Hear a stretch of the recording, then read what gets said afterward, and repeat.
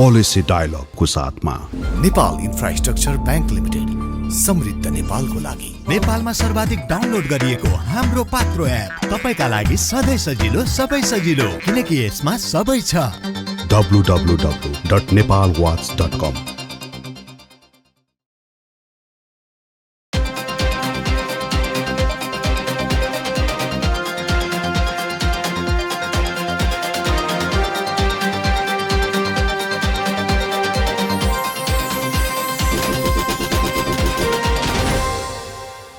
नमस्कार, म विष्णुराज उप्रेती। पोलिसी डायलगमा स्वागत छ।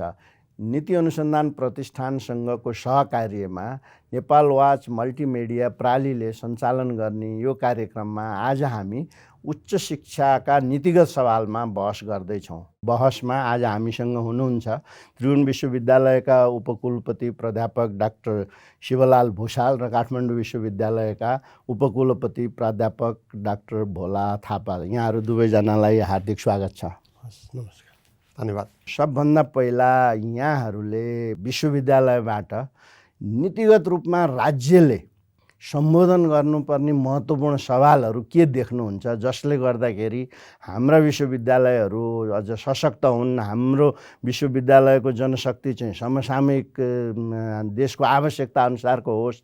यसको लागि राज्यले गर्नुपर्ने नीतिगत सुधारका क्षेत्रहरू 1, 2, 3 गरेर म पहिला शिव सरलाई अनुरोध गरेँ, त्यसपछि यही प्रश्न भोला सरलाई। धन्यवाद उप्रेती सर। मूलतः अहिले हामीले खड्किरहेको उच्च शिक्षाको बारेमा राज्यले सोच्न पर्ने कुराहरू, विश्वविद्यालयहरूले जनशक्ति उत्पादन गरे तर बेरोजगारहरू धेरै भए भन्ने आम गुनासो छ र राज्यको आवश्यकता एकातर्फ उत्पादन अर्कोतर्फ भयो भन्ने एउटा गुनासो छ। यी कुराहरूलाई सम्बोधन गर्नको लागि राज्यले नै एउटा जनशक्ति प्रक्षेपण, एउटा दीर्घकालीन रूपमा राज्यलाई आगामी 8-10 वर्ष 15 वर्षसम्म कुन क्षेत्रको जनशक्ति कति आवश्यक हुने हो र त्यसको सिप क्षमता कति हुनुपर्ने हो, कुन तहको जनशक्ति कति आवश्यक हो, त्यो बारेमा एउटा प्रक्षेपण गरिदिनुपर्ने हुन्छ र त्यसै अनुसार विश्वविद्यालयहरूलाई निर्देश गर्नुपर्ने अथवा विश्वविद्यालयले आफूको त्यो प्रक्षेपण अनुसार आफूलाई ढालिहाल्छन्। त्यो दिशातर्फ जानुपर्ने एउटा महत्त्वपूर्ण खड्को रहेको छ। अर्को दोस्रो, हामी परम्परागत रूपमा नेपालमा उच्च शिक्षा आवश्यक छ भन्यौँ। उच्च शिक्षाका संस्थाहरू धेरै खुले, क्याम्पस कलेजहरू गाउँघरमा सबै एउटा उत्साह जन्ने हिसाबले खुले, तर परिस्थितिले अहिले अलिकति फरक रूप लिएको छ। त्यसनाले अब हाम्रा उच्च शिक्षालाई कसरी रूपान्तरण गर्ने र यसलाई फेरि समायोजन गर्नुपर्ने बेलामा हामी पुगिसकेका छौँ। उच्च शिक्षाको रूपान्तरण मूलतः धेरै विद्यार्थीको अंश र धेरै क्याम्पस कलेजहरू रहेको त्रिभुवन विश्वविद्यालय भएको कारणले गर्दाखेरि नेपालको हायर एजुकेसनलाई रूपान्तरण गर्ने हो भने त्रिभुवन विश्वविद्यालयबाटै सुरु गर्नुपर्छ। विश्वविद्यालयले आफूलाई कसरी रूपान्तरण गर्ने, समय अनुकूल बनाउने भन्नेतर्फ एउटा खाका बनाइसकेको छ, तर हाम्रो त्रिवीको ऐन, उच्च शिक्षाका पोलिसीहरू त्योतर्फ गाइड नभएसम्म र राज्यले त्यो खालको पोलिसी आम हायर एजुकेसनलाई रूपान्तरण गर्ने पोलिसी नबनाएसम्म विश्वविद्यालय एक्लैले गर्न सकिने अवस्थाहरू छैनन्। त्यसनाले अब एउटा समष्टिकृत रूपमा राज्य, विश्वविद्यालयहरू र प्रादेशिक सरकारहरू समेतको एउटा संयुक्त बहस र अबका विश्वविद्यालयको संरचना र सञ्चालन यसरी जानुपर्छ भन्ने एउटा खाका बनाउनै पर्नेछ। अब यो कहाँ के आवश्यक पर्यो भनेर विश्वविद्यालय खोलिहाल्ने र त्यो नचल्ने जुन अवस्थाबाट हामी गुज्रिरहेका छौँ त्यसलाई पनि ध्यान दिनुपर्नेछ। र अहिले पनि विश्वविद्यालयहरू खुलिरहेका छन्। त्रिभुवन विश्वविद्यालय जस्तै गरी चल्ने हो भने धेरै विश्वविद्यालयको आवश्यकता होइन। अब फरक ठाउँमा फरक विधालाई समेटेर विश्वविद्यालय, अब त्रिभुवन विश्वविद्यालय अथवा अहिले भइरहेका विश्वविद्यालयले यहाँ एड्रेस गर्न सकेनन्, यो क्षेत्रतर्फ हामीले फोकस गर्नुपर्छ भनेर मात्रै नयाँ विश्वविद्यालय खोल्दा राम्रो हुन्छ होला।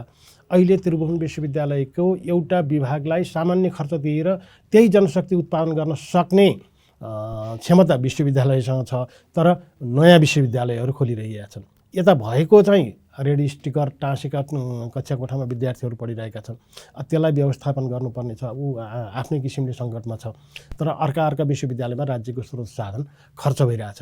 त्यसनाले हामीसँग जे छ त्यसलाई पहिले राम्रो बनाऊ अनि त्यसपछि थपतिर जाउँ भन्ने जस्तो मलाई लाग्छ। Thank you sir. Bhola sir, हजुरको यसैमा राज्यले नीतिगत रूपमै सम्बोधन गर्नुपर्ने उच्च शिक्षालाई प्रभावकारी बनाउनलाई कुन एरियामा चाहिँ शिव सरले 3-4वटा महत्त्वपूर्ण क्षेत्रहरू त ल्याउनु भयो हजुरको विचारमा? म चाहिँ कसरी प्रस्तुत गरौँ जस्तो लाग्छ भने देशको शिक्षा र त्यसमा अहिले उच्च शिक्षाको हामी कुरा गर्दाखेरि नीतिगत रूपमा हामी प्रष्ट छौँ कि छैनौँ। उच्च शिक्षा के का लागि हो? पहिला यो देशमा हामी देशको शिक्षा सायद साक्षरता बढाउनलाई भनेर शिक्षा दियो भने त्यसको उद्देश्य र त्यसको रणनीति एउटा हुन्छ होला, होइन? जनशक्ति उत्पादन गर्ने, त्यो जनशक्ति पनि के का लागि?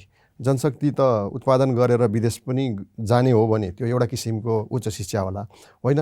हाम्रो देशको प्राकृतिक स्रोत साधनको सदुपयोग गर्नको लागि जनशक्ति उत्पादन गर्ने, हाम्रो देशमा भएका जनताहरूलाई सेवा दिनलाई जनशक्ति उत्पादन गर्ने भने पनि त्यसको फेरि अर्को उद्देश्य होला। स्पष्टता छैन नीतिगत रूपमा अहिले, होइन? कहीँ लेखेको जस्तो लाग्दैन कि त हामी पनि अज्ञानी भयौँ, अनभिज्ञ भयौँ। तर अघि डाक्टर भुषालले भन्नुभएको जस्तो विश्वविद्यालयहरू हामी खोल्दै गयौँ, उच्च शैक्षिक संस्थाहरू खोल्दै गयौँ। यो संस्था यो प्रयोजनको लागि भनेर अहिले भनेका छैनौँ हामीले। सायद हामी राजनैतिक परिवर्तनहरूपछि केही न केही परिवर्तन खोज्छ, त्यो परिवर्तन शिक्षा क्षेत्रमा पनि हामी गरिराखेका छौँ।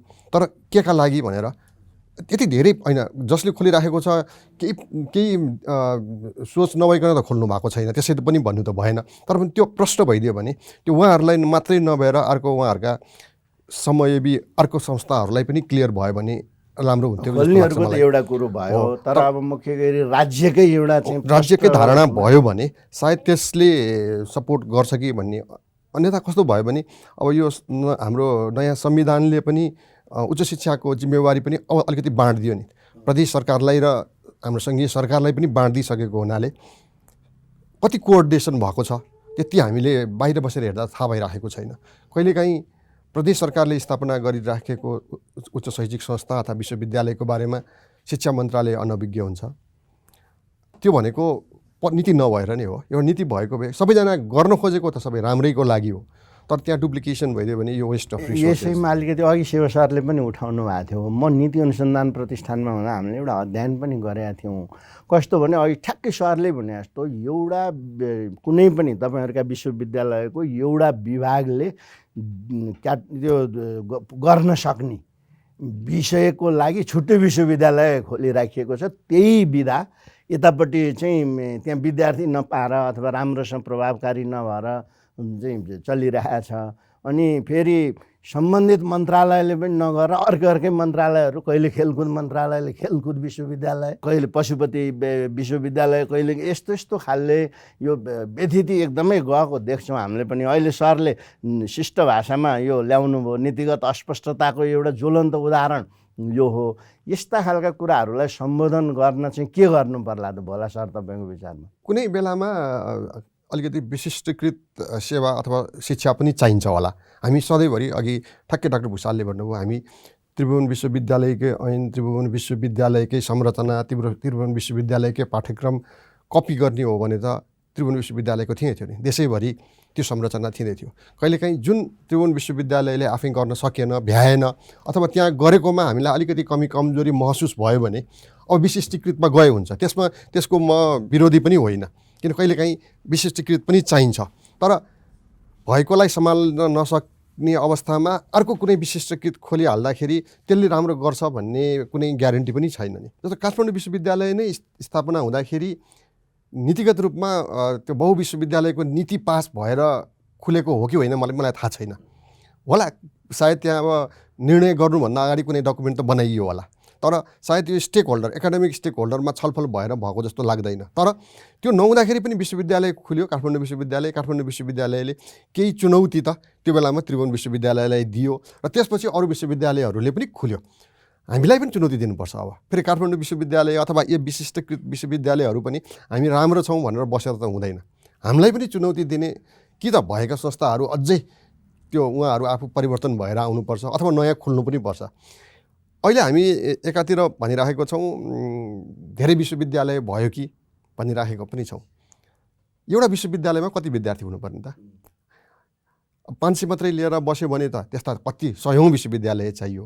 त्रिभुवन विश्वविद्यालय तय गर्ने सर, त्यो त डिमान्ड र सप्लाई क्वालिटीले निर्धारण गर्ने होला हैन? एक्ज्याक्टली त्यो भएको हुनाले मैले त्यसकारण कहिलेकाहीँ कुनै विश्वविद्यालयले 4 लाख विद्यार्थी पनि त्रिभुवन विश्वविद्यालयले राम्रोसँग ह्यान्डल गर्ने आफ्नै संरचना हुनसक्छ हैन। अब अहिलेको संरचनामा उपकुलपतिज्यू एक दिनमा एउटा क्याम्पस घुम्दाखेरि पनि आफ्नो कार्यकालभरि क्याम्पस पुग्न सकिँदैन, त्यो थाहा छ। तर सबै ठाउँमा उपकुलपति पुग्नुपर्छ पनि भन्ने पनि होइन। विश्वविद्यालयका पनि आफ्नै प्रकार होलान्। कुनै ठाउँमा विश्वविद्यालयका उपकुलपति कक्षामै गएर पढाउने पनि होलान्। त्रिभुवन विश्वविद्यालय भनेको त देशको एउटा शैक्षिक संरचनाको एउटा उदाहरण हो होइन। कारण त्यो व्यवस्थापन त्यहाँको सायद मूलतः उपकुलपतिको जिम्मेवारी सङ्गठनात्मक व्यवस्थापन होला।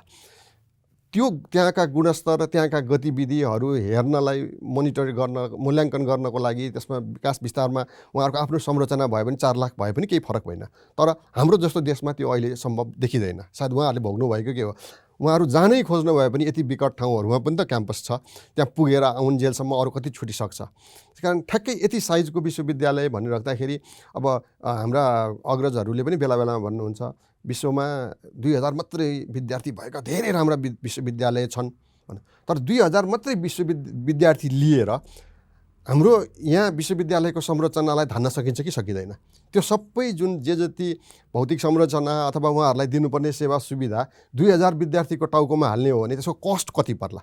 विश्वविद्यालय भइसकेपछि त भवनै चाहियो, कक्षा कोठा चाहियो, केही खेलकुदका लागि परिसर चाहियो, लाइब्रेरी चाहियो। त्यसकारण नेपालको कन्टेक्स्टमा अहिले हामी काठमाडौँ विश्वविद्यालय हामी 18,000 विद्यार्थी छौँ। यो धेरै हो भन्न पनि सक्छौँ होइन? जम्मा 18,000 मात्रै जिम्मा लिने। अहिले काठमाडौँ विश्वविद्यालय नेपालको उच्च शिक्षाको हामी 4% मात्रै हामी कन्ट्रिब्युसन 4% मात्रै हो हाम्रो योगदान। जम्मा 18 यति मात्रै गरेर बस्ने भनेर कसैले प्रश्न पनि गर्न सक्छ। अलि बढाउनुहोस् न भन्न पनि सक्छ। कहिलेकाहीँ हामीलाई पनि लाग्छ 4%ले मात्रै गरेर पुगेन कि यो सबै भार त्रिभुवन विश्वविद्यालयलाई गयो, हामी अलिकति माथि गइदिएको भए हुन्थ्यो। 4 लाई 6 पढाउँछौँ, 6% नीतिगत डिसिजन त्यो त होला। तर त्यसको साथै त्यसको सङ्ख्या निर्धारण गर्ने त अन्ततः गुणस्तरले नै हो नि होइन? विद्यार्थीहरूको आकर्षण, विद्यार्थीहरू बेसरी गुणस्तरयुक्त विद्यार्थीहरू काठमाडौँ विश्वविद्यालयमा बेसरी एप्लाई गरे, तपाईँहरूले त्यो अनुसारको दिन सक्नु भएन भने बल्ल तपाईँहरूको इस्यु होला। यो गुणस्तरको सवाल चाहिँ महत्त्वपूर्ण होइन, यो सङ्ख्याको निर्धारणलाई। गुणस्तर पनि हो, बजार पनि हो। बजार पनि हो। गुणस्तर भनेको पनि त सापेक्षिक हो नि, रिलेटिभ हो नि त। फेरि गुणस्तर त बजारसँग घाँसिन्छ। बजारले जे खोज्छ त्यो हामीले प्रड्युस गर्न सक्छौँ कि सक्दैनौँ, उहाँहरूलाई सेटिस्फाई गर्न सक्छौँ कि सक्दैनौँ। त्यो बजारमा पनि कहिलेकाहीँ यति धेरै माग हुन्छ, अब विश्वविद्यालयले गर्ने कि नगर्ने जस्तो हामीले गर्दैनौँ। हामीले कुनै विषयमा एकदमै धेरै माग हुँदै पनि होइन, हामी यहाँभन्दा बढी जाँदैनौँ, किन त्यसले बजार नबिगार्नलाई पनि त हो नि त्यो होइन? आफ्नै पनि कुनै क्षणिक समयमा आएर यो पर्टिकुलर इस्युमा एकदमै धेरै डिमान्ड भयो भनेर त्यो रिसोर्स थप्दै गयौँ भने भोलिपछि त्यो रिसोर्स त फाल्नुपर्छ। त्यसकारण त्यो हिसाबमा पनि एउटा अलिकति सस्टेनेबल हिसाबले नै कन्टिन्यू लिएर जानुपर्छ भन्ने हो। हुन त त्यो पर्टिकुलर एज ग्रुपमा अथवा त्यो समयको उसलाई चाहिँ अन्याय होला। किन अहिले पर्टिकुलरली भनौँ न, यो बेलामा एकदमै सबैले आइटी पढ्न खोजेको छ, आइटी भनेर राखेको छ। सबैले आइटी मात्रै पढाउने, समाजलाई चाहिने अरू विषय नपढाउने हो भने भोलिको दिनमा समाज कसरी चल्छ र? नमस्ते, म पारस खड्का। हामी कसैले पनि पशुपन्छीहरूप्रति निर्दयी व्यवहार नगरौँ। आफ्नो घरपालुवा पशुपन्छीलाई आवश्यक आहार, वासस्थान, स्वास्थ्य सेवा, स्वतन्त्रता र माया प्रदान गरौँ। पशु कल्याण स्थापनाको लागि पशुपन्छीहरूलाई सबै किसिमका दुर्व्यवहारबाट मुक्त गरी भयरहित वातावरण सुनिश्चित गरौँ। धन्यवाद।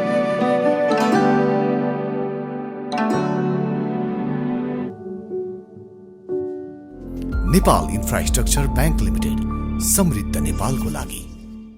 नेपालमा सर्वाधिक डाउनलोड गरिएको हाम्रो पात्रो एप तपाईका लागि सधैँ सजिलो, सबै सजिलो, किनकि यसमा सबै छ। अहिले भोला सरले पनि उठाउनु भएको र हजुरले अघि आफै पनि उठाउनु भएका विश्वविद्यालयको अहिलेको अवस्थामा त्रिभुवन विश्वविद्यालयलाई आधारभूत रूपमा पुनर्संरचना आवश्यक देखियो भन्ने कुरोमा एक्सर्साइज नै गरिसक्नु भएको छ। त्यो विश्वविद्यालय अनुदान आयोगले पनि गरेका छ र हामीले पनि अध्ययन गरेका थियौँ, धेरैतिरबाट अध्ययनहरू पनि भइरहेछ। सरको विचारमा गर्नुपर्ने चाहिँ के हो सर? त्रिभुवन विश्वविद्यालयलाई पुनर्संरचना गर्न सङ्घीयकरण गर्नुपर्छ भन्ने पनि व्यापक कुरो उठाएको थियो। यो गर्यो भनेदेखि चाहिँ त्रिभुवन विश्वविद्यालयलाई अझ प्रभावकारी देशको आवश्यकता अनुसार बनाउन सकिन्छ भन्ने प्रस्ताव चाहिँ हजुरहरूको के छ? मूलत हामीसँग अहिले हामी कुन अवस्थामा छौँ, राज्यको हायर एजुकेसन कुन अवस्थामा छ त्यसलाई समीक्षा गर्नुपर्ने छ। हामीसँग अहिले वर्तमानमा हामी यो अवस्थामा छौँ, भोलिका दिनमा यी कुराहरू कमी हुन सक्छन्, यो कुरातर्फ हामीले जोड गर्नुपर्छ भन्ने एउटा म्याक्रो फ्रेमवर्क हामीसँग आफ्नै हिसाबले विश्वविद्यालयले आफै एनालाइसिस गरेर यो त ठिकै हो हाम्रो विश्वविद्यालयको लागि भनेर आफ्नो किसिमले जाने एउटा कुरा भयो। तर त्यसमा समुच्च फ्रेमवर्क के हो त राज्यको, त्यो भयो भने विश्वविद्यालयले आफूलाई त्यो अनुसार ढाल्छ। त्यसमाले एउटा म्याक्रो फ्रेमवर्क र एउटा फोरकास्ट राज्यले कम्तीमा यस्तो हो हे हामी जानपर्ने दिशानिर्देश राज्यले दिनुपर्ने अवस्था छ। विश्वविद्यालयलाई खोल्ने भन्दा पनि विश्वविद्यालय बनाउनेतर्फ हामी जानुपर्छ जस्तो मलाई लाग्छ। हामीले दुईवटा खाका सँगसँगै राखेका छौँ हाम्रो प्रस्तावमा। एउटा त्रिभुवन विश्वविद्यालयलाई प्रादेशिक रूपमै लाने, सङ्घीय रूपमा लाने र केन्द्रमा एउटा सेन्टर अफ एक्सलेन्सको रूपमा विश्वविद्यालय राख्ने, उसले रिसर्च अनुसन्धानतर्फ अलिक बढी जोड गर्ने, अरू विश्वविद्यालयहरूले आफ्नो आवश्यकता र सँगसँगै पठन पाठनसित अनि केन्द्रसँग केन्द्रीय विश्वविद्यालयसँग जोडेर अनुसन्धान आदि इत्यादिमा सँगसँगै लिएर जाने एउटा खाका त्यो छ। र अर्को हामी आफैभित्र पनि अब अलिकति पुनर्संरचना गरौँ।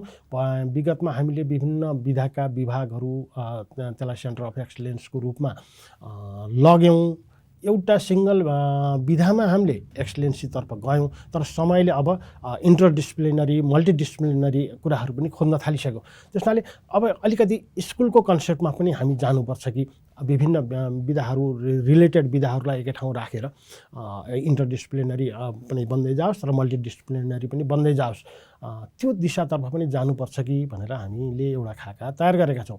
अब स्कुलहरूसम्म जानलाई अब अहिले हाम्रो विद्यमान ऐनमा त कहीँ परेको छैन स्कुलको अवधारणा, विभागहरू नै छ, त्यसलाई हामीले आन्तरिक रूपले गर्न सकिन्छ। तर प्रादेशिक रूपमा जानको लागि र राज्यले नै ऐनमै परिवर्तन गर्नुपर्ने हुन्छ र एउटै बुझाइ हुनुपर्ने हुन्छ होइन। प्रदेशमा जाने भने प्रदेशले के कन्ट्रिब्युसन गर्ने होइन, अब सेन्ट्रलले के कन्ट्रिब्युसन गर्ने, विश्वविद्यालयले के कन्ट्रिब्युसन गर्ने, त्यो एउटै बुझाइ भयो भने अनि हामी स्मुथली जान सक्छौँ। मलाई एउटा एकदमै खड्केको कुरा छ, दुईटै भाइस चान्सलरहरू भएको बेला म नि लगभग विश्वका विभिन्न विश्वविद्यालयहरूमा 26-27 वर्षदेखि कुनै न कुनै रूपले आबद्ध भएर काम गरिराखेका छु विभिन्न युरोप, अमेरिका, विभिन्न देशहरूमा। मेरो लगातारको उनीहरूसँगको संलग्नता, उनीहरूसँगको सहकार्यमा देखेको कुरो के छ भने अनुसन्धानलाई अपरिहार्य विश्वविद्यालयको इन्टेग्रल पार्ट, अनुसन्धान बिना ढिम्किनै नदिने गरी अगाडि बढेको देखिन्छ सफल भएका विश्वविद्यालय। इथियोपियाकै तपाईँको विश्वविद्यालय हेऱ्यो भने पनि त्यहाँको राम्रो विश्वविद्यालयमा त्यही देखिन्छ, सम्पन्न देशको पनि त्यही देखिन्छ। अब यहाँ चाहिँ हामीले तपाईँहरूले भाइस चान्सलरकै तहबाट अथवा एक्जिक्युटिभकै तहबाट यो प्राध्यापकहरूको प्रमोसन पनि अनिवार्य रूपमा चाहिँ पियर रिभ्युड हाई ऱ्याङ्किङ जर्नलमा आएको उसको प्रतिस्पर्धाको आधारमा विद्यार्थीलाई पास फेल गर्ने पनि यो फाइनल जाँच लिएर होइन, अनिवार्य रूपमा रिसर्च पेपर नै लेखाएर मात्रै त्यसैको आधारमा गर्ने तपाईँहरूकै तहबाट गर्न सकिँदैन। यो यति मात्रै गर्न सके पनि गुणस्तर त धेरै सुध्रिन्थ्यो होला। तपाईँको रिसर्चको पिएचडी गरेको भनेका कति मैले यहाँ नेपालका प्रोफेसर साहबहरूलाई सहकार्य गर्दा देखेको, म पिएचडी गरेको कति वर्ष भएको छ, बेसिक रेफरेन्सिङको सहित नभएको मेरो आफ्नै आँखाले भोगेर रेकर्ड बनाएर राखिरहेको छु मैले। भनेपछि यसमा त जान हजुरहरूले अलिक बोल्ड डिसिजन गर्न सकिँदैन। ल यति नभइकन म हुँदैन भनेर एक्जिक्युटिभबाट पास गराउने हो भने त अब यो थाहा छ त्यहाँ जटिलता के आउलान् भन्ने त्यसमा अहिले पछि हामी कुरा गरौँला। कसै न कसैले केही रिस्क त लिनै पर्यो नि त। भिसी साहबहरू भनेको त त्यही रिस्क लिएरै व्यवस्थापन गर्नलाई हो। एउटा नयाँ डिरेक्टिभ्स दिने गरी जे पर्छ म त्यसको लागि तयार छु, तर यो नै पूर्व शर्त हो भन्ने गरी अगाडि जानलाई के गाह्रो छ सर? यो चाहिँ तपाईँहरूको यो देशको लागि चाहिँ यो विश्वविद्यालयहरूको लागि योगदान चाहिँ यो हुन्थ्यो होला। इतिहासले यो भिसी भएको बेलामा कम्तीमा यसरी ट्रान्सफर्म गर्यो भन्ने ल टियुकै भिसी साहबबाट यो दिशातर्फ त्रिभुवन विश्वविद्यालय लागिसकेको छ। हामीले राज्यसँगै लबिङ गरेर अब अनुसन्धानका थला विश्वविद्यालय बन्नुपर्छ। परम्परागत रूपमा जुन शिक्षा प्रणाली हामीले ज्ञान बाँड्ने थलोको रूपमा मात्रै बनायौँ विश्वविद्यालयलाई, अब ज्ञान उत्पादन गर्ने विद्यार्थी आफैले ज्ञान उत्पादन गर्न सक्ने थलो बन्नुपर्छ। प्राध्यापक आफैले उत्पादन गर्ने थलो बन्नुपर्छ। अब विश्वविद्यालय अनुसन्धानमुखी बन्नुपर्छ र त्यसलाई अनुसन्धानको परिणामलाई कक्षा कोठासम्म पुर्याउन सक्नुपर्छ भन्ने अभियानमा हामी लागेका छौँ।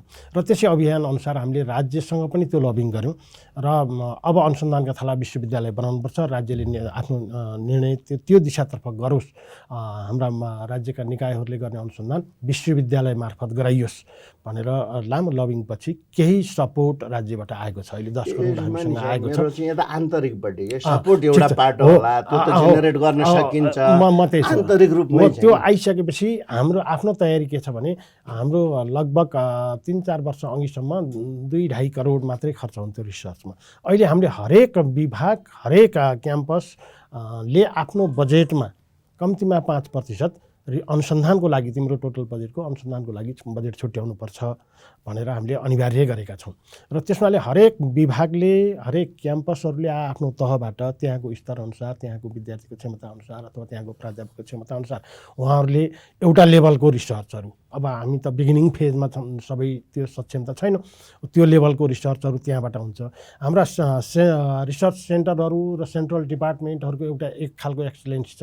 उहाँहरूलाई अलि हाई लेभलकै पोलिसी लेभलकै रिसर्चमा हामीले डाइभर्ट गरिसकेका छौँ। यसमा के देखियो भने नि सर, त्यहाँ अलि टियुमै मैले टियु नै ठुलो टियुमै धेरै इस्यु भएको हुनाले हजुरलाई नै गरेँ। भोला सरको केसमा अलिक कम होला। यो चाहिँ राजनीतिक आस्थाका आधारमा यो अस्थायी सस्थायी के भएकाहरू ताला लगाएका आधारमा चाहिँ एकै लटमा चाहिँ त्यहाँ सयौँको सङ्ख्यामा भर्ना भइदिने, जसले चाहिँ प्राज्ञिक तहबाट जर्नलमा आर्टिकल प्रकाशित गरेर ठुल्ठुला अनुसन्धान परियोजनाहरू ल्याएर सञ्चालन गरेर गर्नुपर्ने जिम्मेवारीमा ताला लाएको भरमा, जबरजस्ती गरेको भरमा ड्याङ प्राध्यापक हुने के हुने, अनि त्यसले के गर्छन् बेसिक रिसर्चको थाहा पनि छैन। त्यहाँ तपाईँले कडा गर्न थाल्नु भने पार्टीतिर दौडेर गएर पार्टीका जनसङ्गठन परिचालन गर्छन्। हो त्यस्ताहरूलाई रोक्नलाई चाहिँ प्रवेश नै जर्नल आर्टिकल गरेकाहरूबाट गराइदियो भनेदेखि त पहिला त अलिकति अप्ठ्यारो होला। यो निर्णय कार्यकारीले गर्न सक्छ कि सक्दैन हजुरहरू? निर्णय कार्यकारीले गर्न सक्छ र त्यो दिशातर्फ विश्वविद्यालय गइ पनि सकेको छ। स्मुथली हाम्रो सेवा आयोग कन्टिन्यू जान सक्यो भने त्यो बाटो बन्थ्यो। यहाँ भएको के छ भने हामीले उपप्राध्यापक हुँदा नै केही न्यूनतम रिसर्चहरूलाई हामीले छुट्याइसकेका छौँ। त्यसपछि बढुवा हुने क्रममा त अब अनुसन्धान नगर्ने मान्छेहरू, पब्लिकेसन नहुने मान्छेहरू, विद्यावारिधि नगर्ने मान्छेहरू रिडर प्रोफेसर हुन अब गाह्रो बनिसकेको छ। हिजो त हामीले ब्याचलरका मान्छेहरूले पनि पढाउन पाउने व्यवस्था गऱ्यौँ। हाम्रो विश्वविद्यालयको अवस्था त्यही थियो, उत्पादन जनशक्ति थिएन होइन। बिई गरेकाले बिईलाई पढाउने, बिएड गरेकाले बिएड एमएड होइन पढाउने परम्पराबाट हामी क्रमशः त्यो लेभलमा गइसकेका छौँ। अब बढुवा हुने अथवा प्रोफेसर हुने मान्छेले आफ्नो पब्लिकेसन नभएसम्म, अनुसन्धान नभएसम्म अलिक गाह्रो हुने अवस्थामा विश्वविद्यालयको नियममा हामीले त्यो रूपान्तरण गरिसकेका छौँ। मात्रै अब सेवा आयोग स्मुथली जान सक्नु पऱ्यो। अब हामी कहीँ कम्प्रोमाइजमा के छौँ, सेवा आयोगले विज्ञापन गर्न नसक्ने होइन, विश्वविद्यालयले विज्ञापन गर्दा त्यसलाई स्मुथली लान नसक्ने, कहिले तालाबन्दीको कारणले, कहिले अब सेवा आयोगको फेरि एउटा संरचना छ, त्यो राज्यमा भर पर्नुपर्छ। हामीले त्यहाँ विगत लामो समय हामी अध्यक्ष नभएर अड्क्यौँ, अब सदस्य नभएर अड्किने अवस्था छौँ होइन। त्यो संरचनालाई जान सक्यौँ र हामीले 2-4वटा विज्ञापन राम्रोसँग फाल्न सक्यौँ होइन। ग्रासरुटमा जुन हामीले पार्ट टाइमसँग सम्झौता गर्नुपर्ने, करारसँग सम्झौता गर्नुपर्ने कुरा उहाँहरूलाई स्थायी बनाएरै पठाउन, यदि क्षमता छ भने स्थायी बनाएर क्षमता छ भने वर्ष गरे भरमा प्राज्ञिक ठाउँमा हुँदैन नगरौँ। अब जुवा फुले म यस्तो भनेर नगरौँ होइन। त्यो क्षमताले, तर उहाँहरूको दाबी के छ भने कम्तीमा हामीलाई लड्ने अवसर त दिनुहोस् न। होइन त्यो चाहिँ छ, त्यो ठिक छ, उहाँहरूले भन्ने मलाई एकदम परीक्षण गर्न त एकपल्ट मैले त पाउनु पर्यो नि भनेपछि त्यो बाटो चाहिँ खोलिसकेपछि ती आवाजहरू अब म त्यसै हुनुपर्छ भन्ने आवाजहरू त्यो स्वतः निष्क्रिय भएर जान्छन्। भोला सर, हजुरको विचारमा यो रिसर्चको सवाल नि, यो त तपाईँको विश्वविद्यालयमा तुलनात्मक रूपमा राम्रो होला, तर समग्र राज्यकै नीतिको सवालमा यसलाई कसरी व्यवस्थित गर्ने? हाम्रो उच्च शिक्षालाई चाहिँ नीतिगत रूपमै चाहिँ अनुसन्धानमा आधारित बनाउन के गर्नु पर्ला? तपाईँको के छ दृष्टिकोण यसमा? हुन्छ, म फेरि सरको पहिलो प्रश्नमै फर्केँ।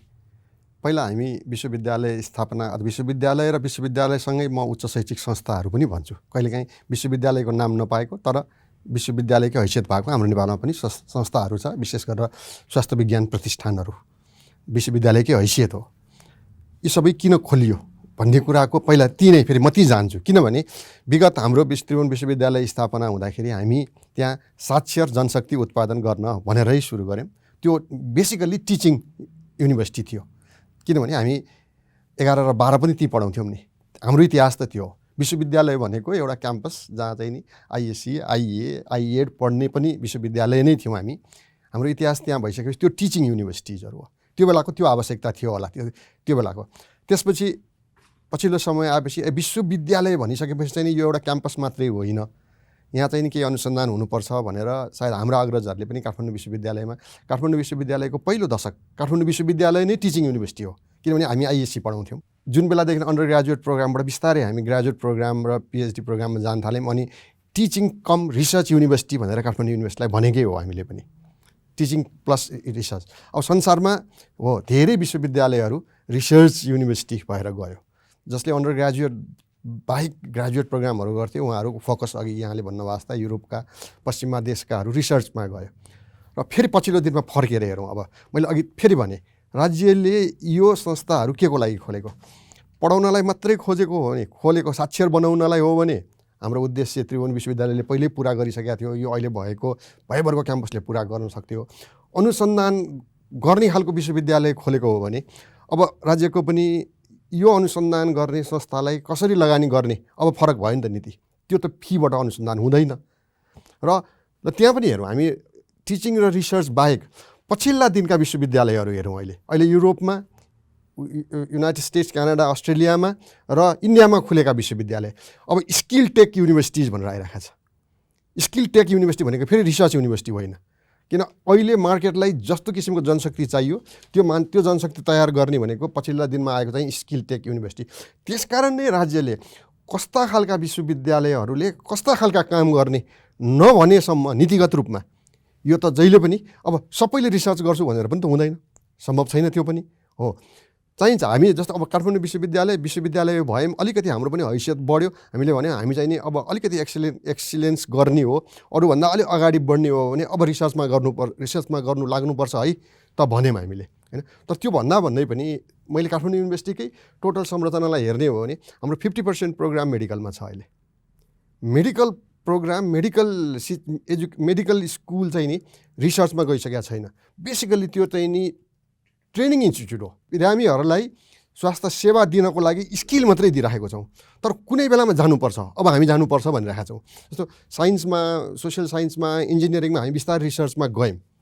अब मेडिकल लाइन लानुपर्छ, किनभने त्यो टिचिङ मात्रै र स्किल दिनलाई अरू कलेजहरू पनि युनिभर्सिटीको किङ्स कलेज तपाईँको त्यो सबैभन्दा उसको भनेको मेडिकल कलेज रिसर्च नै हो नि, होइन। कतिवटाले आफूलाई त्यसरी पुष्टि गरेका छन्। कम्तीमा हामीले पनि काठमाडौँ विश्वविद्यालयसँग 11वटा अहिले मेडिकल कलेजहरू अफिलिएट भइसक्दाखेरि, आफू र कन्स्टिट्युएन्ट र अफिलिएट गर्दाखेरि कम्तीमा हामी कन्स्टिट्युएन्ट प्रोग्रामले अफिलिएटेड कलेजसँग एमबिबिएसमा मात्रै कम्पिट गरेर त भएन नि। हामीले त्यो जिम्मेवारी चाहिँ नि एफिलिएटेड कलेज दिएर हामी चाहिँ रिसर्चमा जानु पर्यो, होइन। मैले खालि एउटा कुरा चाहिँ सरले अघि एउटा सोध्नु भएको थियो, विश्वविद्यालयले गर्न सक्छ कि सक्दैन? कार्यकारीले गर्नै पर्छ। त्यसको लागि सरकार कुरेर बस्ने होइन भन्छु म। भएको पैसा मध्येबाट कसरी छुट्याउने हो भन्ने कुरा। किनभने विद्यार्थीले तिरेको ट्युसन फी चाहिँ नि हामी रिसर्चमा खर्च गर्ने हामीलाई छुट चाहिँ छैन, त्यो लग्जरी त छैन। तर कहीँ न कहीँबाट व्यवस्था गर्न सकियो भने रिसर्च गर्नै पर्छ, विश्वविद्यालयको प्राध्यापकहरूले गराउनै पर्छ, होइन भने ससम्मान उहाँहरू बिदा भए हुन्छ। अहिले काठमाडौँ विश्वविद्यालयमा चाहिँ हामीले के गर्यौँ भने ससम्मान बिदा भए हुन्छ, एकदम ससम्मान, किन यो मेरो लागि होइन भन्ने एकदम सही कुरो होइन, पढाउने ठाउँमा जान्छु नि म भनेर ससम्मान। अनि काठमाडौँ विश्वविद्यालय चाहिँ के गर्यो भने कहीँ कसैले लगानी त गर्दैन पर्यो, लगानी नभइकन रिसर्च गर्नुहोस् भने पनि अन्याय हुन्छ भनेर कम्तीमा काठमाडौँ युनिभर्सिटीको प्रत्येक प्रोफेसर र एसोसिएट प्रोफेसरलाई तपाईँहरूलाई एउटा रिसर्च क्यान्डिडेट चाहिँ हामी फ्रीमा दिन्छौँ, फी पनि लिँदैनौँ। त्यसपछि एउटा क्यान्डिडेट भइसकेपछि त कुनै न कुनै स्रोतबाट अरू अनुसन्धान गर्नलाई जुटाइहाल्छौँ नि भनेर हामीले त्यो चाहिँ नि कम्पलसरी फोर्स नै गऱ्यौँ। कोही मान्छे यदि अब काठमाडौँ विश्वविद्यालयमा एसोसिएट प्रोफेसरमा हुनुहुन्छ, रिसर्च पिएचडी गराउनुहुन्न भने अहिले नियमले त रोक्दैन, तर सायद उहाँ प्रोफेसर हुन सक्नुहुन्न, होइन। त्यसको लागि हामी तयारी पनि दिनु पऱ्यो, गराउनु पऱ्यो, होइन। त्यही कारण त्यति त विश्वविद्यालयले गर्न सक्ने रहेछ नि त। एकजना प्रोफेसरले 5 जना विद्यार्थी 6 जना विद्यार्थीलाई पिएचडी गराउन सक्छ भने एकजनालाई फ्री भनिदिएको हो, होइन। त्यति त विश्वविद्यालयले गर्न सक्छ, सबै विश्वविद्यालयले गर्नुपर्छ।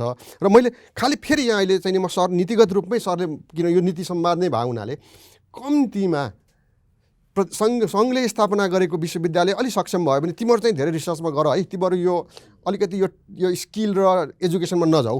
कमसेकम प्रदेशले स्थापना गरे विश्वविद्यालयहरू चाहिँ आफ्नो प्रदेशको लागि चाहिने एउटा कम्तीमा जनशक्ति उत्पादन गर्न खोजेको हो भने उहाँहरू चाहिँ स्किल टेकमा गए हुन्छ। अनि बरु उहाँहरूसँग चाहिँ सहकार्य गर्दाखेरि हुन्छ। अहिले हामी चाहिँ नि केन्द्रीय विश्वविद्यालयहरू, केन्द्रीय त भनेको छैनौँ, त्यही पनि अहिले जो अलिक अगाडि छौँ। त्यस कारण मैले यो अनुसन्धानै नभएको विश्वविद्यालयको सायद अपरिकल्पना गर्न सकिँदैन जस्तो लाग्छ। थ्याङ्क यू सर, एकदम सारांश साह्रै राम्रो भनिदिनु हो। अनुसन्धान नगर्ने विश्वविद्यालयको अब परिकल्पना गर्नु हुँदैन, राज्यले नीतिगत रूपमा यसमा प्रष्ट हुनुपर्छ। मैले एउटा शिव सरलाई, खास गरी टियुमा हामी विद्यार्थी हुँदा हजुरहरू पनि त्यही समकालीन नै हौँ हामी लगभग, यो इन्जिनियरिङ क्याम्पसमा, कृषि क्याम्पसमा, वनमा त अनि यो महाराजगञ्जमा मेडिसिनमा भर्ना पाउनु भनेको त्यो यति पर्लय थियो र त्यहाँको प्रडक्टहरू संसारकै राम्रोमा गनिएका त्यो स्तरका थिए। अब आज हिजो अस्ति हामीले समाचार सुनेको अहिले हेटौँडाको फरेस्ट्री क्याम्पसमा त विद्यार्थीहरू त्यो शिक्षक खोज्दै पढाउन कता गएको छ भनेर खोज्दै हिँड्नुपर्ने अवस्था आयो रे। त्यसरी डिटोरिएट हुँदै गएको छ, अझ राम्रोसँग सुदृढ हुँदै जानुपर्ने सवालमा। अनि यसमा कृषि तथा वन विज्ञान विश्वविद्यालय एउटा विशिष्टीकृत प्रकृतिको आएर थियो, त्यसलाई त्रिभुवन विश्वविद्यालय आफै फेडरलाइज भइराख्छु भनेको सवालमा यो कृषिका उहरू त त्यसलाई दिएर त्यसलाई सशक्त बनाउने गरी यो वनमा सधैँभरि झगडा हुन्छ कृषि र टियुको बिचमा। त्यो हेटौँडा क्याम्पसलाई लिएर स्वामित्व, अब यता पनि त्यही गरेको छ। यसलाई राज्यको दृष्टिकोणबाट हेर्दाखेरि मैले देख्दाखेरि त त्रिभुवन विश्वविद्यालयले कृषि तथा वन विज्ञान विश्वविद्यालय विशिष्टीकृत संस्थाको रूपमा आएको हुनाले यो कृषि वनका सबै कार्यक्रम उसैले चलाउने गरी हस्तान्तरण गरेर अरूतिर लाग्यो हुन्थ्यो होला नि। यसमा यसो किन हुन सकेको भिसी साहब हो? मैले सुरुमै भनेको थिएँ कुनै अमुक विश्वविद्यालय खोल्ने अनि त्रिभुवन विश्वविद्यालयको यो कलेज त्यो विश्वविद्यालयमा जा भनेर हाम्रो नियमले अथवा हाम्रो उसले मिल्दैन। त्यही विवाद अहिलेसम्म अल्झेको। त्यही रामपुर क्याम्पस अथवा त्यही इन्स्टिट्युसन थियो, त्यसैलाई विश्वविद्यालय बनाएको भए यो समस्या हुन्थेन। एउटा विशिष्टीकृत अवस्थामा क्याम्पस पुगिसकेको थियो, संसारभरि चिनिएको थियो, त्यसैलाई नै हामीले विश्वविद्यालयमा विकास गरेको भए सबभन्दा राम्रो हुन्थ्यो। तर त्यति बेला गरियो भने कुनै एउटा विश्वविद्यालयको नाम खोलियो र रामपुर क्याम्पस त्यहाँ गएर मिसिने भनियो। त्यसो गर्दा विश्वविद्यालयले आफूले चलाइरहेका इन्स्टिट्युसनहरू जहाँ राम्रो आफ्नो पहिचान बनेको छ त्यो त त्यसै दिन त मान्दैन, होइन। विवाद त्यहीँबाट सुरु भएको त्यो। ल इन्डिपेन्डेन्टली त्रिभुवन विश्वविद्यालयबाट एउटा युनिभर्सिटीमा रूपान्तरण भयो भन्दा विश्वविद्यालयलाई पनि गौरव बन्थ्यो, होइन। दिनको लागि पनि सजिलो हुन्थ्यो। सायद मलाई त्यति बेलाको विवाद त्यही हो, होइन। त्यही आफै विश्वविद्यालय बनेको भए कहीँ कतै विवाद हुन्थेन। जाने प्राध्यापक पनि खुसी भएर जान्थ्यो, विद्यार्थी पनि खुसी भएर जान्थ्यो, सम्पत्ति पनि अब उसैको नाममा थियो, उसैसँग जान्थ्यो, होइन। सबै चिजहरू सँगसँगै जान्थ्यो। तर अर्को नाममा गरियो।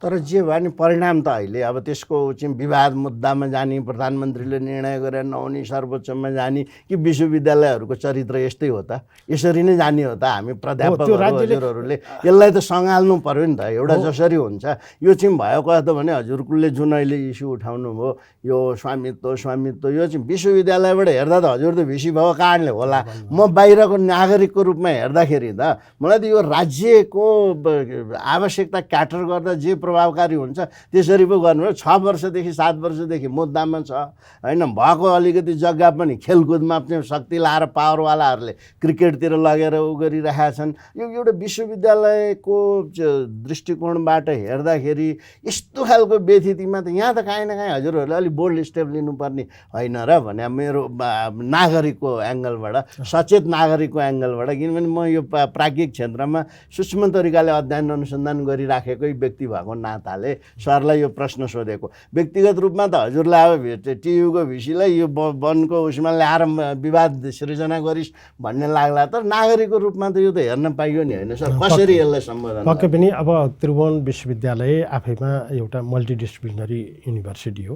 अब यसले आफ्ना विधाहरू अब खुम्छ, मेडिकल जति त्यता देऊ, फरेस्ट्री जति यता देऊ, एग्रिकल्चर जति उता देऊ, शिक्षा जति दियो भन्ने विश्वविद्यालय त केही पनि हुने होइन। होइन अब त्यो रूपमा पनि त्रिभुवन विश्वविद्यालय जान सक्ने कुरा भएन। बरु यहीँबाट विकास भयो, एउटा अर्को विश्वविद्यालय बन्यो। अहिले हामीले यो प्रादेशिक संरचनामा जाउँ भनेको पनि त्यही हो। अब यहाँका क्याम्पस कलेजहरू देखिएको छ, त्यसलाई फेरि अमुक नामको कुनै युनिभर्सिटी खोलेर त्यो कलेजलाई त्यहाँ जा भन्नुभन्दा त्यही कलेजलाई, त्यही क्याम्पसलाई हामीले विश्वविद्यालयको रूपमा रूपान्तरण गरौँ न त। त्यो लेभलमा नयाँ खुलेको युनिभर्सिटी आउन अझै 15-20 वर्ष, 50-60 वर्ष लाग्छ। त्यो अहिले विकास भएको छ, त्यसलाई समीक्षा गर्नुपर्छ। त्यसैलाई स्तरवृद्धि गर्थ्यौँ न। यो खोल्ने बोर्डिङ खोले जस्तो विश्वविद्यालय खोलेर जाने भन्दा ठिक छ, विशिष्टीकृत ठाउँमा यो छुट्टै विश्वविद्यालय। विवादित भएको कुराहरूलाई चाहिँ जिम्मेवार अधिकारीहरूले राष्ट्रको दृष्टिकोणबाट समाधान हुनुपर्ने भन्ने चाहिँ हाम्रो अपेक्षा हो कि अब त्यसलाई राज्यले नै गाइड गरिदिनु पर्यो। त्यो पनि ठिक छ, विश्वविद्यालयलाई अब फेरि अदालतले, हाम्रो राज्यको निकायले के भनिदिएको छ भने त्रिभुवन विश्वविद्यालयलाई त्यसको सट्टामा यो जग्गा दिउँ भनेर भनिसकेपछि फेरि हामीलाई त्यो जग्गा चाहिएन भन्न हामीलाई फेरि पदाधिकारीले त मिलेन। नमस्ते, म पारस खड्का। हामी कसैले पनि पशुपन्छीहरूप्रति निर्दयी व्यवहार नगरौँ। आफ्नो घरपालुवा पशुपन्छीलाई आवश्यक आहार, वासस्थान, स्वास्थ्य सेवा, स्वतन्त्रता र माया प्रदान गरौँ। पशु कल्याण स्थापनाको लागि पशुपन्छीहरूलाई सबै किसिमका दुर्व्यवहारबाट मुक्त गरी भयरहित वातावरण सुनिश्चित गरौँ। धन्यवाद।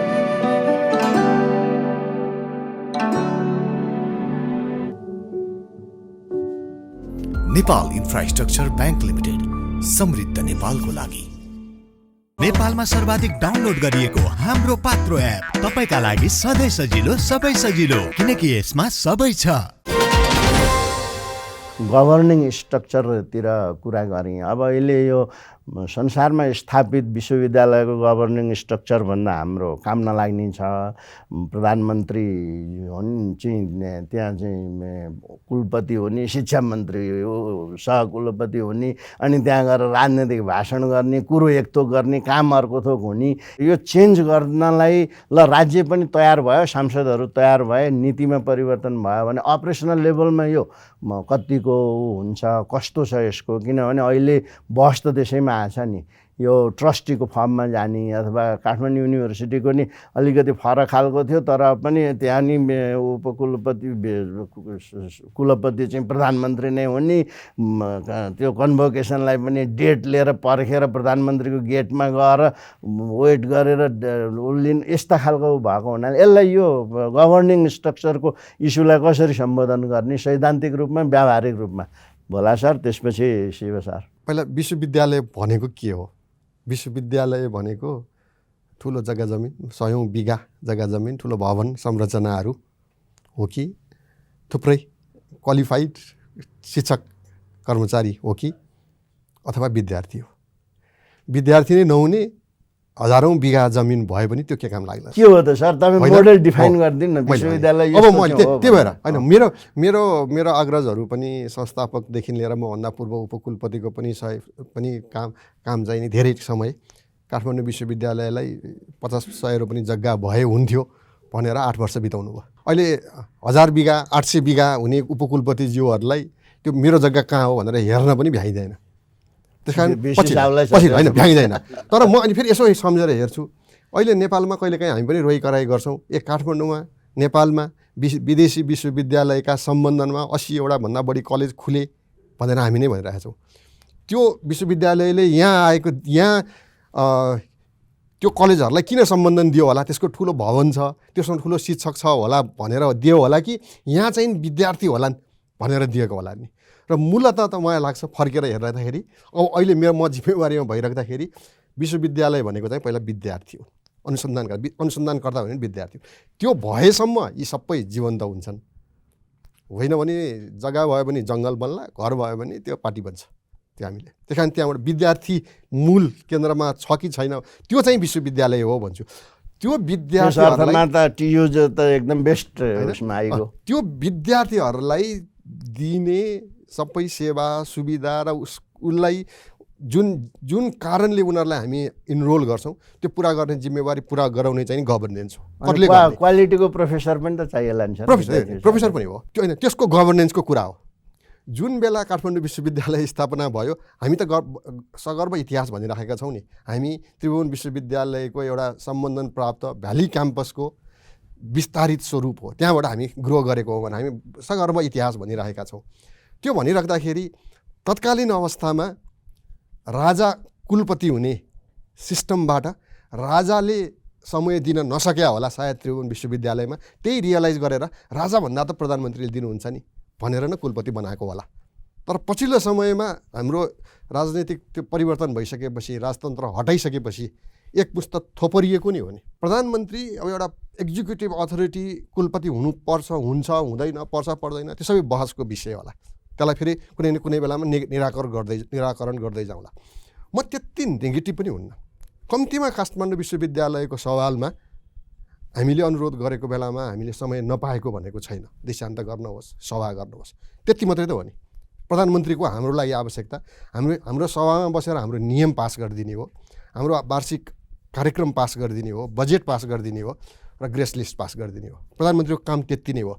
प्रधानमन्त्रीलाई त्योभन्दा बढी काममा लगाउन खोजियो भने प्रधानमन्त्रीले पनि हस्तक्षेप गर्नुहुन्छ र त्योभन्दा बढी गरेन भने गर्नुहुन्न, उहाँको काम छैन। मैले त्यही भने काठमाडौँ विश्वविद्यालयको सवालमा सायद किन हामीलाई हस्तक्षेप पनि भएन र टाइम पनि दिनुभयो भने हामी पैसा माग्न जाँदैनौँ।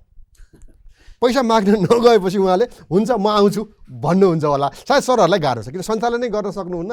यो प्रधानमन्त्रीज्यू आउँदाखेरि यो पनि गरिदिनुहोस् त्यो पनि गरिदिनुहोस् भन्दाखेरि अरू विश्वविद्यालयलाई गाह्रो छ कि जस्तो लाग्छ मलाई। मैले एउटा एकदम व्यवस्थित रिसर्च होइन सर, म नीति प्रतिष्ठानमा हुँदा सरसर्ती विभिन्न प्रदेशमा जाँदाखेरि त्यो क्याम्पसकोमा यसो घुम्न जान्थेँ कि मेरो इन्ट्रेस्ट चाहिँ के थियो भने त्यो क्याम्पसहरूमा कति चाहिँ जग्गाहरू कसरी उपभोग भएर बसिरहेको छ भनेर हजुरहरूका 100औं क्याम्पसहरू हाइवेसँग जोडिएका, एकदम बजारसँग जोडिएका, अव्यवस्थित भएर बसिराखेका, तारबारको व्यवस्थित नभएका, मिचिएका देखिन्छ। झन् संस्कृत विश्वविद्यालयको त त्यो हजारौँ रोपनी जग्गै कब्जा गरेर अरूले खाइदिइराखेको, अरू कृषि विश्वविद्यालयकै पनि अलिकति जग्गाहरू मिचिएको, त्रिभुवन विश्वविद्यालयको म्याक्सिमम नै अव्यवस्थित भएको देखेँ क्या सर मैले।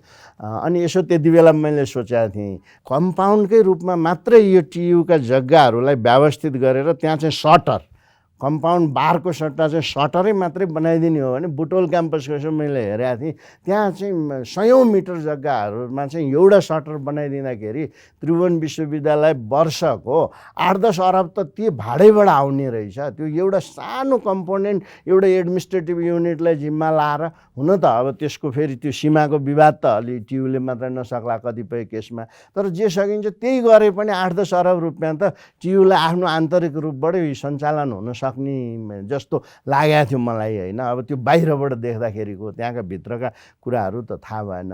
यसलाई यो आफ्ना साधन स्रोतहरूको म्याक्सिमम उपयोग गर्ने सम्बन्धमा खास गरी खेर गएका यस्ता जमिनहरूलाई अहिले मैले भनेको लाइनमा केही गर्न सकिँदैन सचिवले।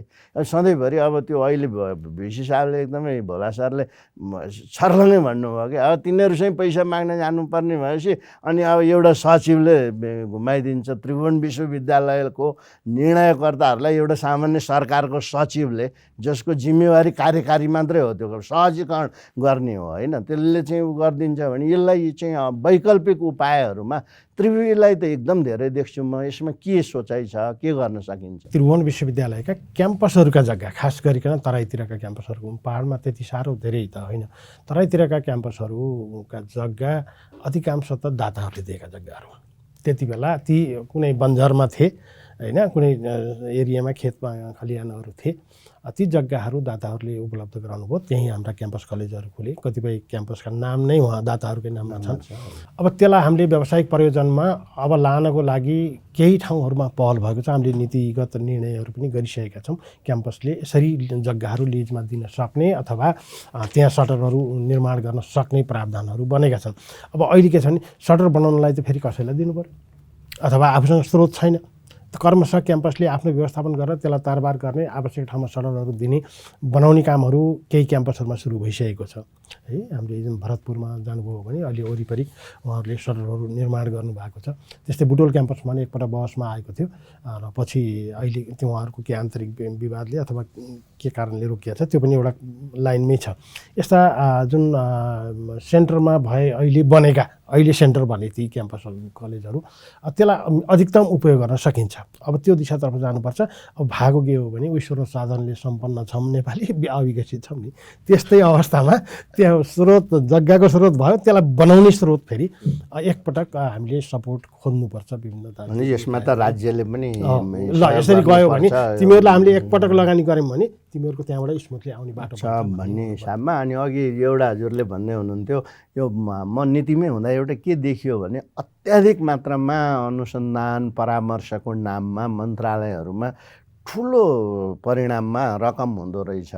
त्यो रकम चाहिँ त्यहाँ मन्त्रालयहरूले आफ्नो सहजताको लागि विश्वविद्यालयहरू मार्फत च्यानलाइज गर्नु सट्टा निजी कम्पनीहरू, प्राइभेट सर्भिसहरू अथवा चिनजानकोहरू मार्फत साना साना इकाइबाट खर्च गर्ने र त्यसको खास परिणाम पनि नआउने, ती अनुसन्धानहरू एउटा अनुसन्धानको आधारभूत मान्यता र सिद्धान्त अनुसार पनि नहुने, त्यसका विधि प्रक्रिया सैद्धान्तिक मान्यतादेखि प्रक्रियागत कुराहरूसम्म पनि अनुसन्धान भन्नै नमिल्ने खालका एउटा औपचारिकताका लागि मात्रै हुँदा अत्याधिक मात्रामा रिसोर्स त्यसरी गएको रहेछ। योभन्दा पहिलाको मुख्य सचिवलाई नीति अनुसन्धान प्रतिष्ठानमै प्रस्ताव पनि राखेका थिएँ यो बारेमा कि 5-7 अरबभन्दा बढी चाहिँ मन्त्रालयहरूले यसरी पनि खर्च गर्दा रहेछन् मुख्य सचिवज्यू।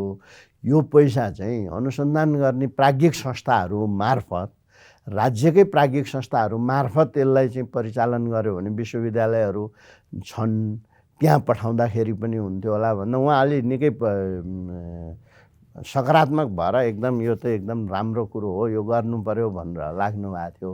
अब त्यति अहिले के भएको छ थाहा भएन। यसमा विश्वविद्यालयहरूले ती स्रोतहरू यता ल्याउन अलिक बढी उहाँहरूसँग समन्वय गर्ने, सहकार्य गर्न सकिँदैन? आर्थिक स्रोतको व्यवस्थापनको 2-3टा पाटाहरूमध्ये एउटा आफ्नो स्टुडेन्टबाट कति स्टुडेन्टबाट फी उठाउन सकिन्छ, कति उठाउन सकिन्छ अथवा विद्यार्थी कति तिर्न सक्छन्, एउटा पाटो त्यो हो। किनभने उहाँहरूलाई दिने सेवा सुविधाको लागि उहाँहरूले पनि केही कन्ट्रिब्युट गरोस् भन्ने हो विद्यार्थीले। दोस्रो, सरले भन्नुभएको जस्तो अनुसन्धान भनिसकेपछि अनुसन्धान त्यसै हुँदैन, अनुसन्धानको लागि पैसा लाग्छ, त्यो अनुसन्धानले विश्वविद्यालयका केही कुराहरू धान्छ भन्ने कुरामा। तेस्रो, सरले भन्नुभयो अन्य स्रोतबाट पनि उठाउन सकिन्छ कि, र काठमाडौँ युनिभर्सिटीको नीति भनिराख्दाखेरि हामी 60% वार्षिक स्रोत र बजेट चाहिँ नि विद्यार्थीको फीबाट उठाउँछौँ भन्छौँ। 40% अन्य स्रोत भनिराख्दाखेरि सरकारबाट हामी झन् लगभग 10% पाउँछौँ। त्यसबाहेक 30% उठाउन त काहीँ न काहीँ जानु पऱ्यो। अहिले हामी अन्य स्रोत भनिराख्दाखेरि अनुसन्धान पनि हो र कहिलेकाहीँ केही दाताहरूबाट पनि खोज्छौँ। नेपालको कन्टेक्स्टमा परिप्रेक्ष्यमा अहिले चाहिँ नि हामी अनुसन्धान गर्नलाई काहीँ अलिकति हामीलाई स्रोत दिनुहोस् न भनेर जाँदाखेरि माग्न आयो जस्तो देखिन्छ। हालाकि हुनुपर्ने यो थियो कि जोसँग पैसा छ, स्रोत छ, सरकार होस् अथवा व्यावसायिक संस्था होस्, त्यहाँ उहाँहरू मेरो यो समस्या पऱ्यो, यो अनुसन्धान गरेर मलाई यसको सोल्युसन दिनुहोस् न भनेर आउने अवस्था जबसम्म आउँदैन तबसम्म चाहिँ माग्ने जस्तो देखिन्छ। हालाकि अहिले भएको यदि राज्यसँग काहीँ स्रोत छ भने त्यो उपयोग गर्न नसकेको चाहिँ कमजोरी हाम्रो पनि हो। सरले अघि सरकारसँग छ भन्नुभयो, सरकार त अलि टाढाको होला। विश्वविद्यालय अनुदान आयोगको अध्यक्षज्यूले काठमाडौँ विश्वविद्यालयमा 2-3 हप्ता अगाडि हामीले गरेको भाइस चान्सलर्स कन्फरेन्समा उहाँले के भन्नुभयो भने हामीसँग 80 करोड अनुसन्धानको लागि भनेर राखेको छौँ, विश्वविद्यालयहरू आएन भनेर भन्नुभयो। र मैले यसलाई क्लोज गरिराख्दाखेरि चाहिँ फेरि विश्वविद्यालय सञ्चालनको लागि सरले अघि उता त्रिभुवन विश्वविद्यालयकोसँग छलफल गरिरहेको सन्दर्भमा विश्वविद्यालयहरू फेरि सर रियल इस्टेट चाहिँ हुनु भएन। जग्गा लिएर घर बनाउने, भाडामा दिने अनि त्यसपछि सञ्चालन, त्यो त भएन। प्राइम लोकेसन छ भने त्यसलाई त फेरि त्यही अध्ययन अनुसन्धानकै क्रममा युज गर्नु चाहिँ राम्रो जस्तो लाग्छ। थ्याङ्क यू सर, एकदम महत्त्वपूर्ण कुरा। यहाँ टाइमको कारणले अब म अन्तिममा आइसकेँ, तर दुइटा एकदमै नराखी नहुने कुराहरू थिए। यो एउटा टियुसँग सम्बन्धित तपाईँहरूको कारणले होइन होला, स्ट्रक्चरल कारणले होला। एउटै देशका समान कानुनबाट बनेका अरू विश्वविद्यालयहरूले टियुबाट चाहिँ समकक्षता प्रमाणित गर्नुपर्ने र त्यसमा चाहिँ विद्यार्थीहरूको अत्याधिक गुनासो आएको हुनाले यसलाई खारेज गरेर जुन जुन विश्वविद्यालयले हो यही देशभित्रका यही देशको कानुनले बनेका तिनीले दिए हुँदैन सर। यो झन्झट के हो? यसलाई कसरी सल्टाउन सकिन्छ? यो त तत्कालै सल्टाउनु पर्ने इस्यु देखिन्छ। त्यो निर्णय त्रिभुवन विश्वविद्यालयले गरिसकेको छ। हामीले युजिसीलाई लेखेर पठाइसकेका छौँ। नेपालमा सेम पार्लियामेन्ट एक्ट अनुसार बनेका विश्वविद्यालयको इक्विभ्यालेन्स नेपालकै लागि किन आवश्यक त? अनि त्यो त्रिभुवन विश्वविद्यालय र अरू विश्वविद्यालयको बिचको झगडा पर्ने वातावरण हामीसँग बनिरहेछ। त्रिभुवन विश्वविद्यालयले इक्विभ्यालेन्स दिएन भनेर आरोपहरू आउने गरेछ। अहिले त अब धेरै सल्टी पनि सकेका छन्। इक्विभ्यालेन्सको लागि सर्टेन रुल्स छन्। त्यो त्रिभुवन विश्वविद्यालयको होइन त्यो पाठ्यक्रम जसले इक्विभ्यालेन्स दिन्छ। त्यो सरकारको काम। हिजो एउटै विश्वविद्यालय थियो, त्रिभुवन विश्वविद्यालयलाई जिम्मा लगाइएको होइन, त्यो जिम्मा लगाइएको थियो। त्यो काम विश्वविद्यालयले आफ्नो इमान्दारी साथ गरिदियो र गर्दा केही इक्विभ्यालेन्समा नेपालका विश्वविद्यालयका समस्या धेरै छैनन्। अब युजिसीले एउटा गाइडलाइन दिएको छ, त्यो भित्र हामी पनि एकदम नि सर प्रक्रियागत रूपमा विद्यार्थीलाई दुःख दिने यावत हुँदो रहेछ। अब विश्वकै पनि चर्चित विश्वविद्यालयहरू छन् जसको लागि त त्यति नहुनु पर्ने हो। अब या इन्डियाका बोर्डरका केले गर्दा बाहिर त्यसको पनि कथा छ। अब हामीले अहिले निर्णय पनि गरिदिइसकेका छौँ। विश्वका हाम्रो ऱ्याङ्किङमा परेका 500 सम्मका युनिभर्सिटीको बारेमा अब धेरै सोधखोज नगरेर त्यही विश्वविद्यालयलाई जिम्मेवारी बनाऊ भनेका छौँ। अलिकति त्यहाँ आउने समस्या कतिपय म हार्वर्डबाट पढेर आएको भनेको छ, एप्लिकेसन हालिदिएको छ, उसले डकुमेन्ट देउन भनेर मागिरहेछ, ऊ फेसबुकमा गइरहेछ, मिडियामा गएछ। त्यहाँ गएर पो डकुमेन्ट बुझाउने माग्ने होला नि होइन, त्यहाँ नगर्ने, बोलाउँदा नजाने अनि फेसबुकमा प्रोपागेन्डा गर्ने एउटा त्यो नियोजित छ, एउटा नियोजित छ। तर नीतिगत रूपमा अर्को नीतिगत रूपमा हामीले धेरै कुराहरू कतिपय अब कोटेश्वरमा डिपोहरू खोलेर विश्वविद्यालयहरूबाट पिएचडी गरिरहेका छन्। हामीले हाम्रो यहाँ होइन देखिरहेका छौँ। अब तपाईँले भन्नुहुन्छ भने यहाँका कर्मचारी सुपरभाइजर भएका पनि भेटिया होइन। त्यो अवस्थामा छ। त्यसलाई कहीँ त कसैले त हेर्नु पर्यो भनेर अलिकति यस्तालाई त्यो व्यवस्थित हुँदै छैन सर। टाइमको कारणले गर्दा यो जतिसक्दो छिटो व्यवस्थित हुनु पर्यो। अहिले हामीले नेपालको विश्वविद्यालयको बारेमा युजिसीले छुट्टै निर्णय गरोस्, हामीले आफै गर्न मिलेन, त्यसमा हामीले लेखेर पठाइसकेका छौँ। सायद अहिले केही नेपाल संशोधन ऐनमा त्यो जिम्मा युजिसीलाई दिइसकिया छ, तर पनि फेरि युजिसीसँग त्यो संरचना छैन। अहिले हामीले खोजेर कि त फटाफट बाँड्नु पऱ्यो, होइन भने हामीसँग त सम्बन्धित विभागहरू छन्, डिन कार्यालयहरू छन्, अथवा तिनले एक खालको इभ्यालुएसन गरिदिन्छ हाम्रो समकक्ष हो कि होइन। अब यहाँ नेपालमै 1 वर्ष पढेर मास्टर डिग्री हुने पनि छन् त्यही विषयमा, 2 वर्ष पढ्न पर्ने मास्टर डिग्री पनि छन् होइन। त्यसलाई कसरी मिलाउने? अब विदेशमा त्यसै गरी आउँछन्। कतिपय उहाँ पढ्दा कसरी पढ्यो थाहा छैन होइन। इक्विभ्यालेन्समा केही समस्या के आएको छ भने यही कोभिडको पिरियडमा लगभग फर्स्ट इयरमा जे नम्बर पाएको थियो त्यसैलाई कपी गरेर दोस्रो तेस्रो नम्बरमा दियो होइन। अब हामीले यहाँ दूर दराजमा गाउँमा जाँच दे, जसरी भानी जाँच दे भनेर लगाइयो। त्यस्तो अवस्था केही जटिलताहरू आएका छन्। हामीले त्यस्तोलाई दिने कि नदिने त्यो त प्राविधिक रूपमा हजुरहरूले फुकाउनु होला। नीतिगत रूपमा यो बाटो क्लियर हुँदैछ। त्यसो भए अब मलाई लास्टमा यो एनओसी लिने विद्यार्थीहरूको सङ्ख्या अत्याधिक मात्रामा बढेको देखिँदो रहेछ। अब एप्रुभ भएको नेपाल सरकारको आधिकारिक शिक्षा मन्त्रालयको तथ्याङ्क अनुसार पनि 2000 आर्थिक वर्ष 2079-80 मा 1,09,482 जनाले लिएको देखियो भने ठुलो सङ्ख्यामा विद्यार्थीहरू गइरहेका छन्। यो पछिल्लो 4 महिना 5 महिनामा पनि 38,000 भन्दा बढीले लिएको देखियो।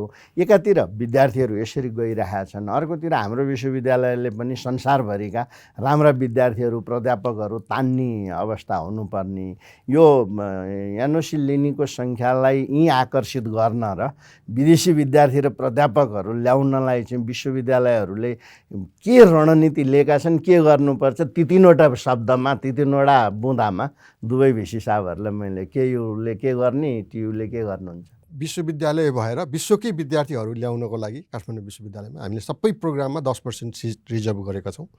काठमाडौँ छैन यसो त होइन। 13% हाम्रो अहिलेसम्मको टोटल 43,000 ग्रेजुएटमध्ये 13% झन्झनै 5,500 विदेशी विद्यार्थी 55 देशकाले काठमाडौँ विश्वविद्यालय पढेको छन्। यो विश्वविद्यालयको संसारकै विश्वविद्यालयको राम्रो रेकर्ड हो। 13% विदेशी विद्यार्थी ग्रेजुएट गर्ने राम्रो रेकर्ड हो। तर त्यतिले पुगेन, त्यो चाहिँ अलिक धेरै मेडिकलमा छ अहिले। त्यही कारण हामीले सबै विषयमा विदेशी विद्यार्थीको लागि रिजर्भेसन गरेको छौँ। तर हामी विदेशी विद्यार्थी ल्याउनलाई संसारभरि पुग्न सक्दैनौँ। त्यसको लागि नीतिगत रूपमा हामी चाहिँ नि रणनीतिहरू बनाइराखेको छौँ, एउटा कुरा।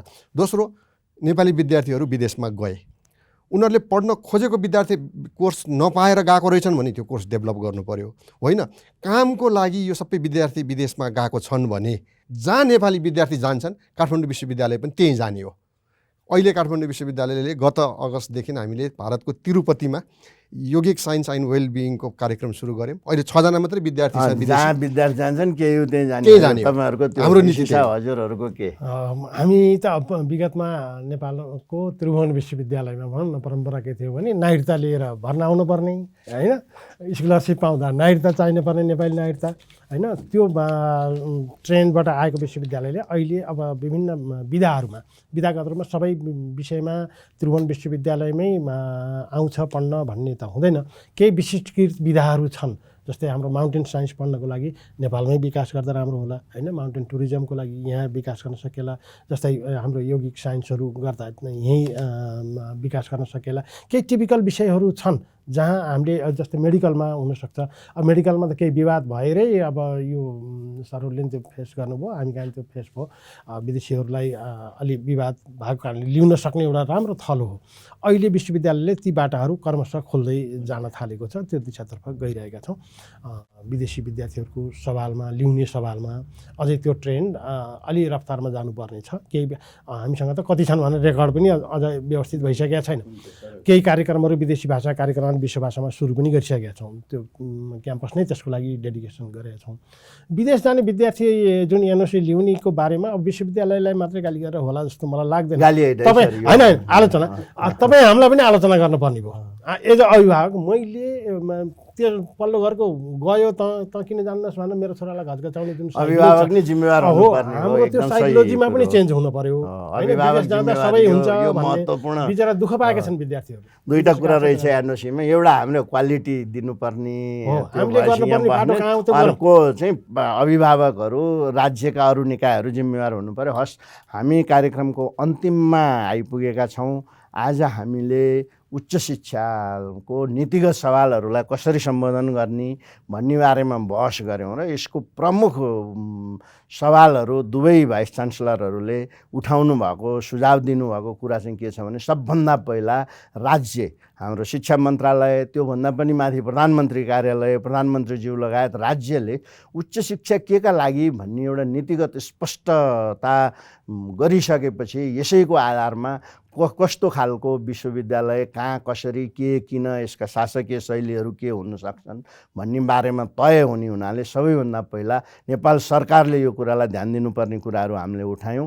त्यस्तै गरी दोस्रो महत्त्वपूर्ण कुरा, हाम्रो राज्यलाई चाहिने, देशभित्र चाहिने जनशक्ति कस्तो हो त्यसको प्रक्षेपण योजना आयोगले होला अथवा अरू सम्बन्धित निकायले हामीलाई आगामी 5, 10, 15, 50 वर्षसम्म यो खालको जनशक्तिको आवश्यक हुनसक्छ भन्ने प्रक्षेपण गरेपछि त्यसको आधारमा विश्वविद्यालयहरूले त्यो गुणस्तरको जनशक्ति उत्पादन गर्नेतिर लाग्नुपर्ने कुराहरू हामीले छलफलमा ल्यायौँ र राज्यले पक्कै पनि यो कुरालाई ध्यान दिन्छ होला। स्पेसिफिक रूपमा दुईटा विश्वविद्यालयका आन्तरिक कुराहरूमा पनि हामीले अलिकति छलफल गऱ्यौँ। त्रिभुवन विश्वविद्यालयलाई सङ्घीयकरण गरेर केन्द्रमा चाहिँ सेन्टर अफ एक्सिलेन्स बनाउने र प्रादेशिक विश्वविद्यालयहरूको रूपमा नै तिनीहरूलाई रूपान्तरण गरेर गयो भने पनि यो एउटा चाहिँ समस्याको समाधान होला।